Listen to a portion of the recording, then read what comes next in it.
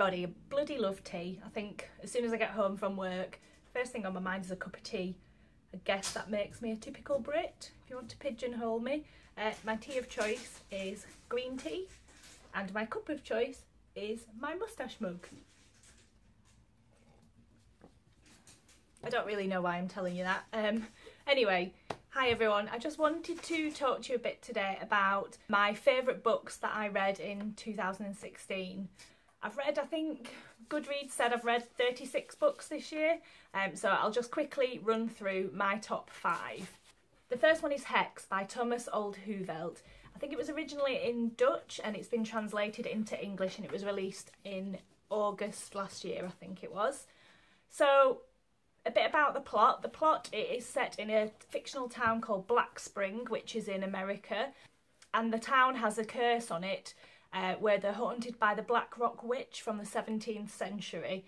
Everyone that lives in that town knows about the witch, and it's just how they live their day-to-day lives, just putting up with the weird goings on and the things that the witch gets up to. She can appear in your kitchen and she can just stand there. It's very odd, but they all live with it. They also try and keep her a secret from anybody from the outside, so they have a sort of team in place that are in charge of distracting or covering up the witch if she shows up in public. Plot-wise, I found it was paced really, really well.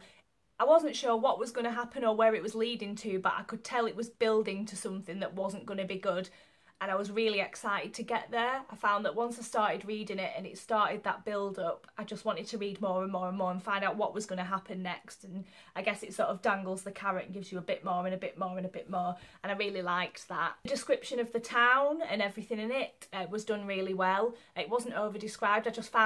I found I could definitely immerse myself in it, and I was there, I was in the town, and I can even picture it in my mind's eye now exactly what it looks like. It sounds like it's like a beautiful sort of rural American country town.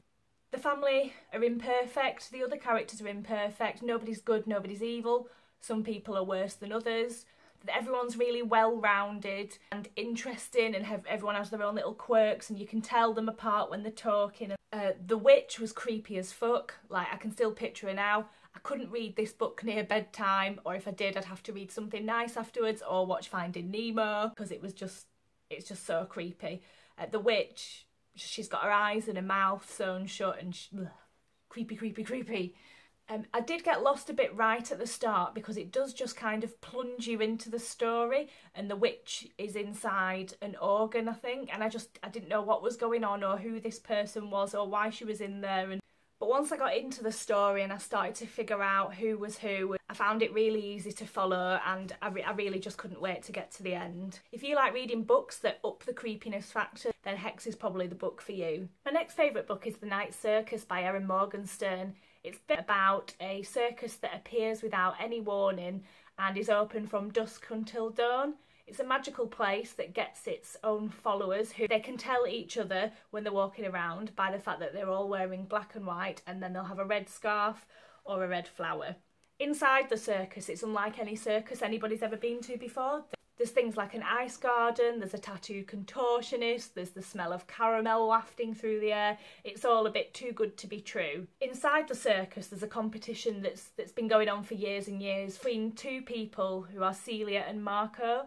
They've been raised as illusionists since they were children, with one aim, which is to compete against each other. But neither one knows who the other opponent is, and all they know is they have to win the competition. Plot is quite slow. It's sort of slow and steady as you go through, but that's because Erin tends to spend a lot of time on describing the world, describing the scents in the air, describing what everyone can see, what people are wearing, and it really helps to round off the world.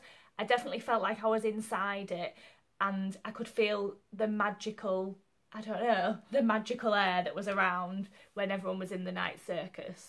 The Long Way to a Small Angry Planet by Becky Chambers was the next on my list. Now, this book is a sci-fi book about a crew of wormhole builders who hop from planet to planet building these wormholes. They've just got news about the job of a lifetime and they're setting off to do that. They've taken on a new crew member. It's just basically about this group and their journey to this job of a lifetime. It's a very character-driven story. It weaves in different cultures and different worlds together, and you learn a lot about all of these different aliens, different species, different people. It's very interesting how she's written about all those, and it must have taken a lot of planning. And I really felt like when I was reading it that every crew member mattered. You feel invested in every single one of them and how they interact with each other.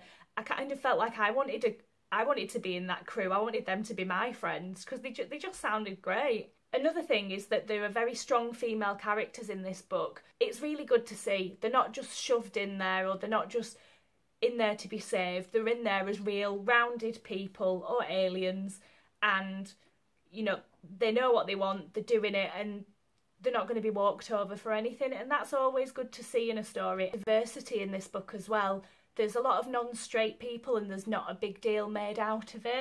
There are also non-binary people and aliens in there who are referred to as Z. And there's also a really strong element of people of colour in this, seeing as every human seems to be mixed race to some degree or another. So that is always really good to see, and I think we should see much more of it in literature. So that was definitely a big plus for me. And I think overall it's a really fun, great story about ultimately what it means to be human. I felt warm and fuzzy by the time I got to the end, so yeah, I would definitely recommend it. And the final book is The Girl with All the Gifts. Now, I'm not going to go into this too much because I don't want to give anything away, but what I will say is this is about a special girl called Melanie who lives in some sort of army base, I guess it is, and every morning she's strapped to a wheelchair and she's restrained and wheeled to her class where she gets taught by a lady called Miss Justino. Something happens, shit goes down, and they have to make a run for it, and Melanie goes with them.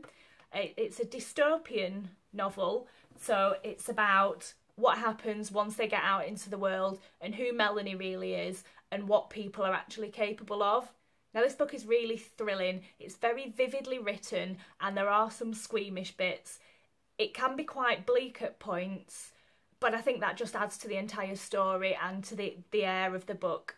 Now, this is also a film. If you have seen the film, you'll find it is very true to the book, but I think I'm glad I read the book and then watched the film rather than the other way around.